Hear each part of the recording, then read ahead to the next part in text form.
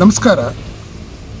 ಮೈಸೂರಿನ ದಿನೇಶ್ ಚಮ್ಮಾಣಿಗೆ ಈ ಕಳೆದ 6 ವರ್ಷದಿಂದ ನಾಲ್ವಡಿ ಸೋಷಿಯೋ ಕಲ್ಚರಲ್ ಆರ್ಗನೈಸೇಷನ್ ಸಂಸ್ಥೆಯನ್ನು ಕಟ್ಟಿಕೊಂಡು ಹಳೆಮನೆ ಹೆಸರಿನಲ್ಲಿ ನಿರಂತರ ಕಾರ್ಯಕ್ರಮಗಳನ್ನು ಮಾಡ್ತಾ ಬಂದಿದ್ದಾರೆ. ಲಿಂಗದೇವರ ಹಳೆಮನೆ, ಭಾಷಾ ವಿಜ್ಞಾನಿ, ರಂಗಕರ್ಮಿ, ನಾಟಕ, ಸಂಸ್ಕೃತಿ ಚಿಂತಕ. ಅವರೇ ಅವಾಗ ಹೇಳ್ತಾ ಇರ್ತಾರೆ ದಿನೇಶ್ ಚಮ್ಮಾಣಿಗೆ, ನಮ್ಮ ಹಿರಿಯರೆಲ್ಲ ಅವ್ರ ಜೊತೆ ಇದ್ದು ಸರ್, ನಮಗೆ ಗೊತ್ತಿದೆ ನಮ್ಮ ಮುಂದಿನ ಜನ್ರೇಷನ್ಗೆ ಈ ಥರದ ಏನು ಪೂರ್ವಸೂರಿಗಳು, ಸಂಸ್ಕೃತಿ ಚಿಂತಕರು ಗೊತ್ತಾಗದೇ ಇರೋದಿಲ್ಲ ಅನ್ನೋ ಥರ ನಿರಂತರವಾಗಿ ಕಾರ್ಯಕ್ರಮಗಳು ಮಾಡೋದ್ರ ಮೂಲಕ ಅವರ ನೆನಪನ್ನು, ಸಾಂಸ್ಕೃತಿಕ ನೆನಪನ್ನು ಹಸಿಯಾಗಿ ಇಡ್ಲಿಕ್ಕೆ ಇವೆಲ್ಲ ಕಾರ್ಯಕ್ರಮ ಮಾಡ್ತಾರೆ.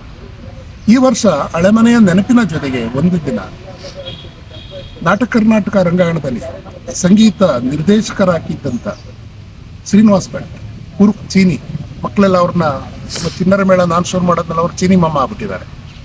ಅವರ ನೆನಪು ಕೂಡ ಒಂದು ದಿನದ ರಂಗಸಂಗೀತದ ಕಾರ್ಯಕ್ರಮ ಆಯೋಜಿಸಿದ್ದಾರೆ.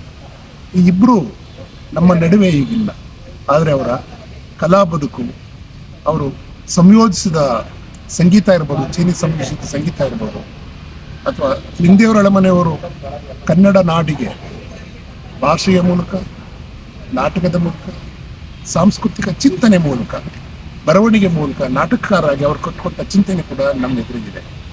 ಇದು ಯಾಕೆ ನಾವು ಇವ್ರನ್ನೆಲ್ಲ ಅರಿಬೇಕಾಗತ್ತೆ ಅಂದರೆ, ಹೊಸದೇನಾದರೂ ನೀವು ವರ್ತಮಾನದಲ್ಲಿ ಕಟ್ಟಬೇಕಾಗದ್ರೆ ಹಿಂದಿನದನ್ನು ಗೊತ್ತಿರಬೇಕಾಗತ್ತೆ.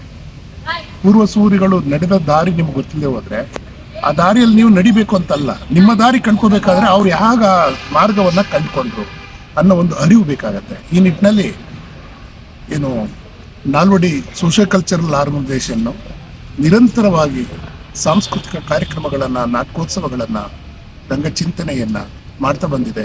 ಅಭಿನಂದನೀಯ.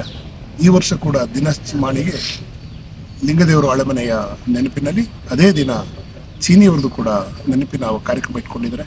ಇದನ್ನೆಲ್ಲ ನಾವು ಮೈಸೂರಿನ ನಾಗರಿಕರು, ಬೇರೆಯವರು ಕೂಡ ನೋಡೋಣ ಅಂತ ಹೇಳ್ತಾ ಈ ಕಾರ್ಯಕ್ರಮಕ್ಕೆ ನೀವು ಜೊತೆಯಾಗಿ ನಾನು ಇರ್ತೀನಿ ಅಂತ ಹೇಳ್ತೀನಿ. ನಮಸ್ಕಾರ.